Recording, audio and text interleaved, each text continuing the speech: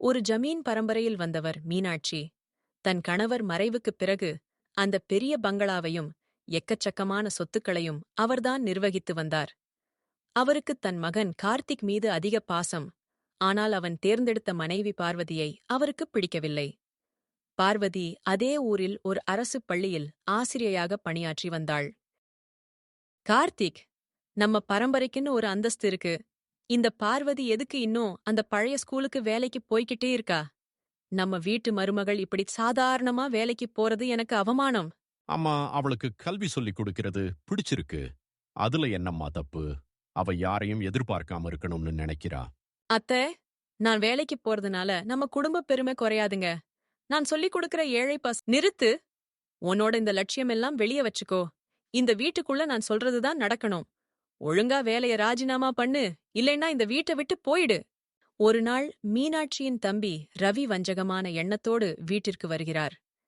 மீனாட்சியின் கணவர் எழுதி வைத்த உயிலைத் திருடினால் அந்தச் சொத்துக்களை தன் பெயருக்கு மாற்றிக் கொள்ளலாம் என்று அவர் திட்டம் தீட்டினார்.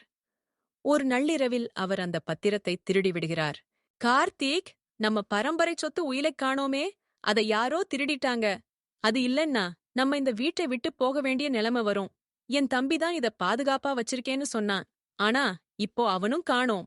அம்மா, மாமா மேல எனக்கு சந்தேகமா இருக்கு.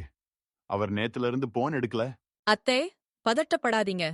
உயில் காணாம போனாலும் அதை எப்படி திரும்பப் பெறணும்னு எனக்குத் தெரியும். மாமா எங்க போயிருப்பார்னு நான் கண்டுபிடிக்கிறேன். என்ன பண்ணுவ?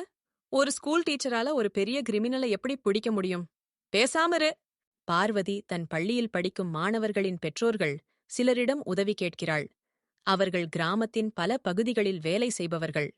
ஒரு மாணவனின் தந்தை ரயில்வே ஸ்டேஷனில் வேலை பார்த்தார். அவர் மூலம் ரவி எங்கே தப்பிச் செல்கிறார் என்பதை கண்டுபிடித்தாள். கார்த்திக் மாமா அந்த பத்திரத்தோட இன்னைக்கு நைட் ரயில புடிச்சு சென்னைக்கு போகப் போறாரு. நாம உடனே கிளம்பணும். அவர்கள் ரயில் நிலையத்திற்குச் செல்கிறார்கள். அங்கே ரவி தன் வழக்கறிஞருடன் பேசிக் கொண்டிருப்பதை பார்க்கிறார்கள். ரவி ஓட முயலும்போது பார்வதி தன் புத்திசாலித்தனத்தால் அங்கே இருந்த காவல்துறையினரின் உதவியுடன் அவரை மடக்குகிறாள். மீனாட்சி, உன்மேல இருந்த பொறாமையில தான் இதைச் செஞ்சேன். ஆனா இந்த சாதாரண பொண்ணு என்ன பிடிப்பான்னு நான் நினைக்கவே இல்லை. உயில் மீட்கப்பட்டது. மீனாட்சிக்குத் தன் தம்பியே தன்னை ஏமாற்றியது பெரிய அதிர்ச்சியாக இருந்தது. அதே சமயம் தான் வெறுத்த மருமகள்தான் தன் கௌரவத்தையும் சொத்தையும் காப்பாற்றினாள் என்பதை உணர்ந்தார். பார்வதி, படிப்புங்கிறது வெறும் வேலைக்காக மட்டும் இல்ல. அது ஒருத்தருக்கு தைரியத்தையும் அறிவையும் கொடுக்கும்னு இன்னைக்கு நீ எனக்கு புரிய வச்சிட்ட. இந்த ஜமீன் பரம்பரையோட அடுத்த அதிகாரம் உன்கிட்டதான் இருக்கணும். அத்தை, எனக்கு அதிகாரம் வேண்டாம். நீங்க என்னை புரிஞ்சுக்கிட்டதே போதும். நான் தொடர்ந்து என் வேலையை பார்க்க அனுமதி கொடுத்தா அதுவே எனக்கு பெரிய சந்தோஷம். கண்டிப்பா பார்வதி. நீ மட்டும் இல்ல, இந்த ஊர்ல இருக்கிற எல்லா பொண்ணுங்களும் படிக்கணும். அதுக்கு நாம ஒரு பள்ளிக்கூடமே கட்டுவோம்.